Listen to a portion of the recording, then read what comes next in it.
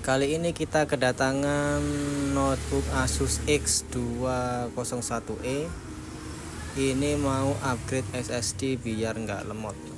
SSD nya pakai merek Digirit yang 256, garansinya 5 tahun. Tadi sekalian bongkar, kita kasih free pasta prosesor agar laptopnya tetap dingin. Kita juga bersihkan juga debu-debu yang ada di laptopnya. Kalau kalian mau upgrade SSD, langsung aja ke sini ya bosku.